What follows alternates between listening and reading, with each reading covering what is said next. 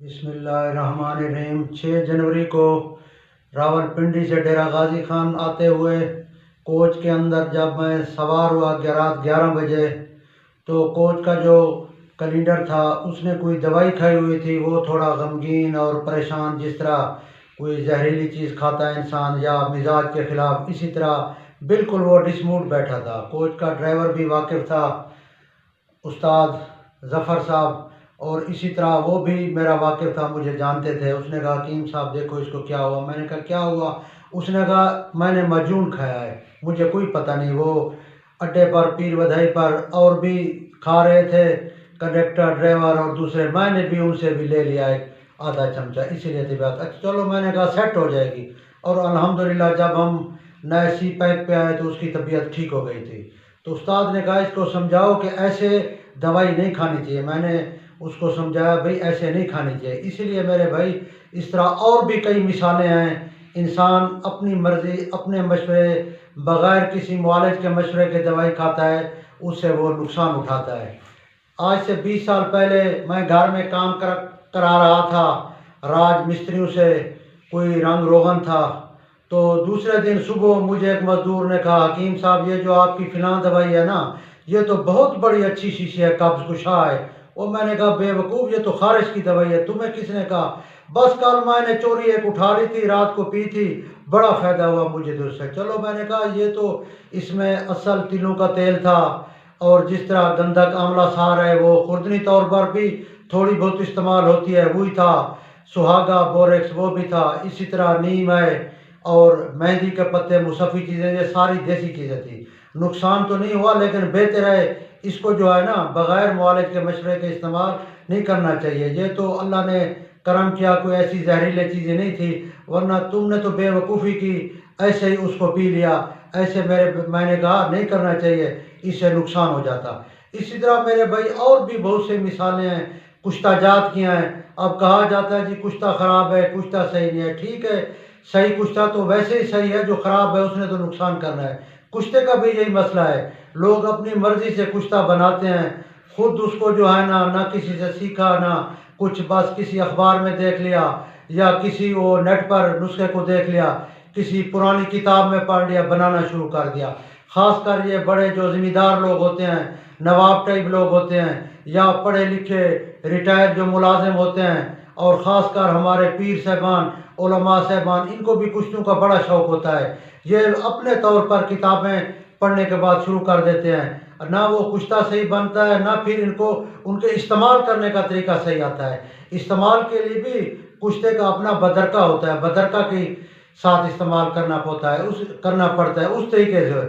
ایسے سمجھے جیسے کشتہ خبز الحدید ہے، اس کو جو ہے نا حکماء یرکان والوں کو دہی اور لسی کے اندر استعمال کراتے تھے، اور خون کی کمی کے مریضوں کو کسی خمیرے کے اندر ڈال کر یا انڈے کی زردی کے اندر ڈال کر یا شربت انار کے ساتھ استعمال کرایا کرتے تھے۔ اب جو ایسے استعمال کرے گا اس سے یا نقصان ہوگا یا فائدہ نہیں ہوگا۔ اسی طرح آج سے 5-6 سال پہلے مجھے ایک نوجوان ملے، اس نے کہا حکیم صاحب یار میرے مسوڑے اور دانتوں میں بڑی تکلیف ہوئی۔ میں نے کہا کیسے ہوا؟ اس نے کہا میں نے نیٹ پہ دیکھا لونگ کا تیل، مطلب ہے یہ جس کو عربی میں زیت کرنفل بھی کہتے ہیں، یعنی کرنفل کا تیل، اسی طرح انگلش میں اس کو کلوز آئل کہتے ہیں، وہ میں نے پڑھا تو میں نے ٹوتھ پیسٹ کے ساتھ پورے دانتوں پہ شروع کر دیا۔ وہ تو میرے مسوڑے متورم ہو گئے، ان میں درد ہو گیا اور بالکل اتنی تکلیف ہوئی مجھے ڈاکٹر کے پاس جانا پڑ گیا۔ میں نے کہا بھائی اس میں کیا لکھا تھا؟ یہ تو نہیں لکھا تھا، یہ تو اس میں صورت میں استعمال کرنا پڑتا ہے اگر دانت کے اندر درد ہو یا کیڑا ہو یا دانت متعفن ہو۔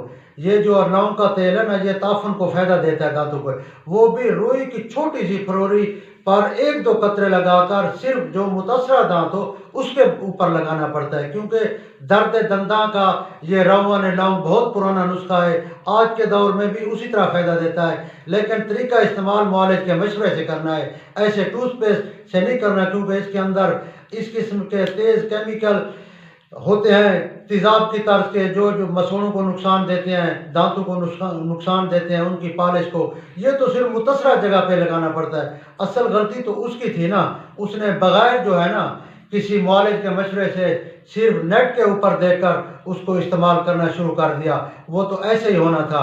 इसी तरह मेरे भाई और एक जो है ना, और मैं बात आपको बताता हूँ, मतलब ये रोने वाली बात वो है, हमारे कच्चे के इलाके के अंदर जो है ना एक मेंबर थे, उसने एक दफ़ा वाक़या सुनाया। वो उससे दोस्त हाल हवाल ले रहे थे, हाँ भाई तू इलेक्शन कैसे हारा, ऐसे गपशप में। फिर हम भी बैठे थे। उसने कहा हकीम साहब हमारे इलाके में जो है ना एक आदमी को लोगों ने कहा तुझे शुगर है, शुगर है। चूँकि पक्की उम्र का था, अधेड़ उम्र था, तो कमज़ोर तो वैसे इंसान हो जाता है इस उम्र में, वो कमज़ोर हो रहा है। जो भी उसको मिलता तुझे शुगर है, तुझे शुगर है, तुझे शुगर है। वो भी इस चीज़ पे जो है ना पक गया, मुझे शुगर है। अब उसको न किसी डॉक्टर ने बताया, न किसी हकीम ने, न उसने लेबॉरेटरी टेस्ट कराया, और न उसे किसी अताई ने बताया कि तुझे शुगर है।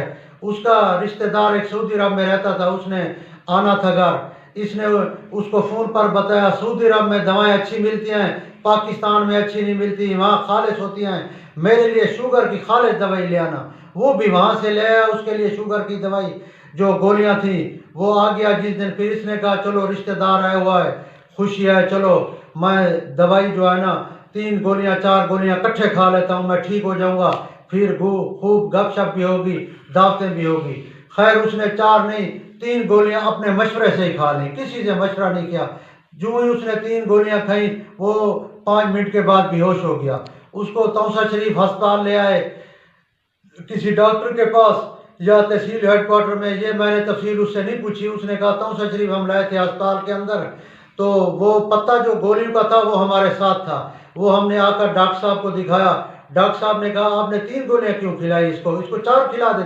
उन्होंने कहा भाई हमने तो 4 ही नहीं 3 ही नहीं खिलाई, इसने अपनी मर्जी से खाई हैं। पर वो वहाँ से बेहोश लाए थे, यहाँ आकर अस्पताल में वो बेचारा दम तोड़ गया। डॉक्टर साहब ने कहा अगर इसको शुगर होती भी तो ये जो है ना इसने में निस्फ गोली लेनी थी, पूरी भी नहीं लेनी थी ये टेबलेट। आप इसने जो 3 गोलियां खाई है ना, इसकी वजह से जो है ना इसकी वो एकदम शुगर लो हो गई।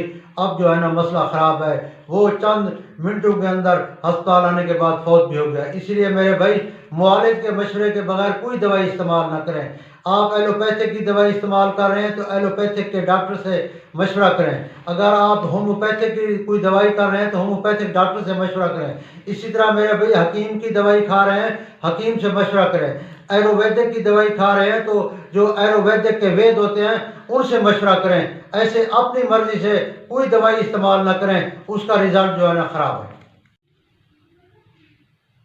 कुछ साल पहले की बात है, मुझे एक आदमी ने बतलाया था, वो तालीम याफ्ता आदमी था।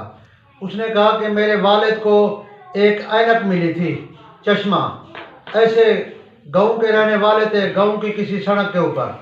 मेरे वालिद जो है ना बड़े खुश हुए, घर में आकर बतलाया, सबको बतलाया मुझे ऐनक मिल गई, ऐनक मिल गई। वो समझता था शायद ये जिन लोगों ने ऐनक पहनी हुई है ये कोई बड़ी अच्छी चीज़ होती है, ये नज़र को फ़ायदा देती है। अब उसको ये तो मालूम नहीं था जो भी ऐनक पहनता है, एक तो होती है गर्मी के लिए चलो रंगदार ऐनक, वो तो अलहदा चीज़ है। बाकी तो हर आदमी का अपना नंबर होता है आई का, ऐसे थोड़ा होता है कोई पहनता है। लेकिन वो देहाती आदमी था। बेटू ने कहा हम भी तालीम याफ्ता होने के बावजूद इस चीज़ को नहीं समझ सके। वाले साहब ने जिस दिन से मिली उस दिन से पहननी शुरू कर दी और बड़े खुश होते थे। जो भी पूछता हाँ भाई ऐनक, बस मुझे ऐनक मिल गई, मैंने पहनना शुरू कर दी। महीने के अंदर उसकी नज़र भी कमज़ोर हो गई और नज़र ख़राब हो गई। फिर उसको डॉक्टर के पास ले जाना पड़ा, ऑपरेशन कराना पड़ा। मुआलिज के मशवरे के बगैर ऐनक भी नहीं पहननी चाहिए, इससे जो है ना उसकी नज़र काफ़ी हद तक कमज़ोर होगी। ऑपरेशन के बाद उसकी जान छूटी। इसीलिए एहतियात करनी चाहिए। कोई दवाई लेनी हो या कोई चीज़ इस्तेमाल करनी हो, उसके लिए भी लाजमी जो है ना मुआलिज से मशवरा करना चाहिए। मुआलिज के मशवरे के बगैर ऐसे ऐनक भी किसी दूसरे के नंबर की भी नहीं पहननी चाहिए। चाहे जाए कि आपको गली मोहल्ले में कोई ऐनक मिल जाए, उससे बड़ा नुकसान होता है। मुआलिज का मशवरा ज़रूरी है।